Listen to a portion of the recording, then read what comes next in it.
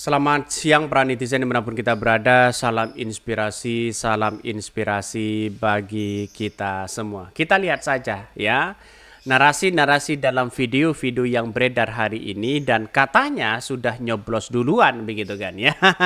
Ini kan gimana begitu kan? Ini saya kira katanya sih dari luar negeri katanya begitu kan. Ini kok dicoblos duluan begitu? Ada apa begitu kan?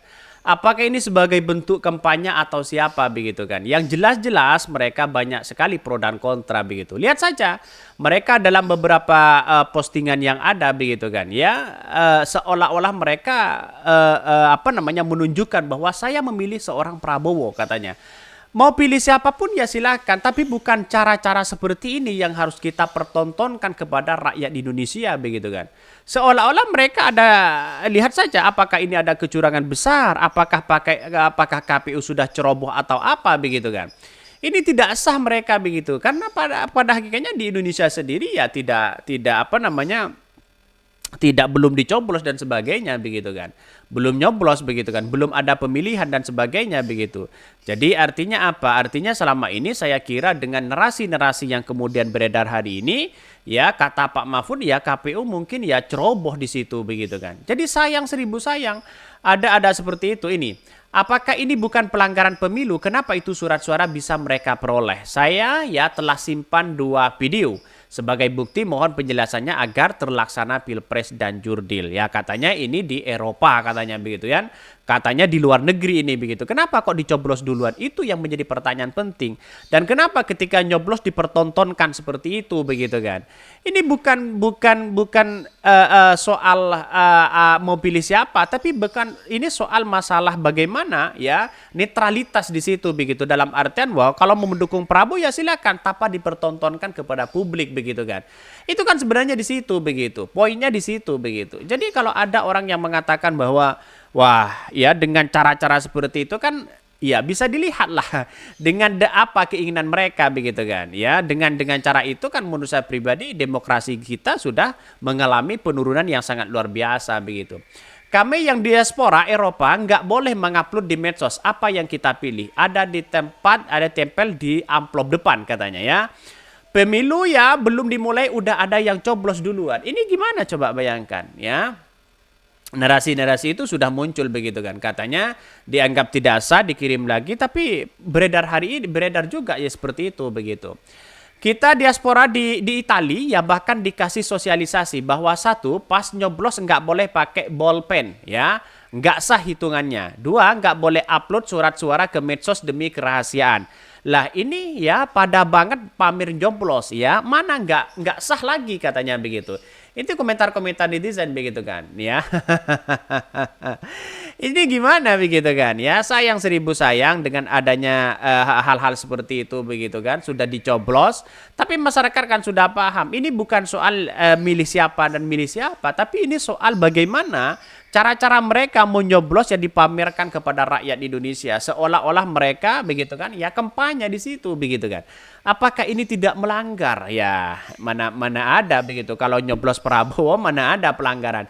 Coba kalau yang dipilih Anies Baswedan, wah rame mereka begitu kan ya. Bawaslu pun ya bisa bertindak di situ begitu. Emang boleh ya untuk ya di luar negeri coblos duluan terus buat kampanye katanya ya. Bawaslu dan KPU ini gimana begitu. Iya toh, ini tidak sah, yang sah itu coblos 1. Kalau coblos 2 dan 3 jelas nggak sah. Benar begitu kan ya. Yang sah itu coblos 1 mereka begitu. Ya coblos 1 ya, coblos 2 dan 3 tidak sah begitu. Karena ya persyaratannya harus 1 begitu. Saran saya jangan ditiru adegan itu begitu. Itu sudah mempertontonkan kepada rakyat Indonesia bagaimana jalannya demokrasi ya. Apakah ini jujur ya, jurdil atau jujur dan adil atau apa begitu. Sayang seribu sayang begitu dengan hal-hal seperti itu sering terjadi begitu kan. Tapi saya rasa walaupun dapat suara itu tidak perlulah dipertontonkan. Mau kampanye sana sini begitu, pada hakikatnya begitu kan ya itu aja begitu kan. Bahkan nah ini harus kita telusuri ya. Ini bodoh yang bikin konten katanya begitu. Itu komentar-komentar netizen ya. Banyak sekali yang sudah dicoblos seperti ini, gimana coba bayangkan. Jadi saya tidak habis pikir dengan ungkapan-ungkapan seperti itu begitu kan. Sudah jelas mereka ya mending kalau menurut saya pribadi lantik aja begitu kan. Kalau ingin ngebet menjadi penguasa sana sini begitu. Jadi sayang seribu sayang begitu. Surat-suara di situ sudah jelas-jelas begitu kan ya. Bahkan anjir, ini gimana ya? Terang-terangan banget buat kecurangan katanya. Ini gimana ini ya dipublikasi gimana ya seperti apa dan di mana? Kenapa kok dapat suara duluan katanya begitu. Ini komentar-komentar netizen.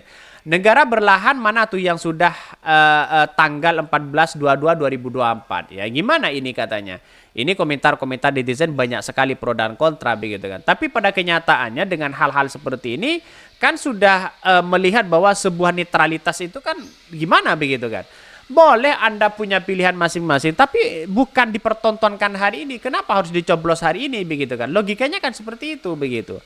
Mau coblos sana sini ya silakan, tapi pada kenyataannya tidak perlulah dengan ungkapan-ungkapan bahwa saya harus memilih ini, memilih itu dan sebagainya. Ya simpanlah dengan baik mereka begitu kan. Sebagai negara yang baik di situ begitu. Jadi sekarang agak lucu begitu kan. Ya lucunya di situ begitu. Ini negara demokrasi tapi kelakuannya ya seperti itu begitu. Ya ini harus paham betul begitu ya.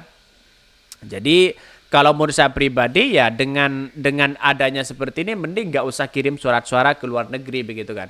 Kalau ada orang di luar negeri ingin berpartisipasi aktif untuk menyuarakan suaranya, ya bisa lewat online, bisa diakses web yang sebesar-besarnya, yang transparan di situ kan ada begitu kan.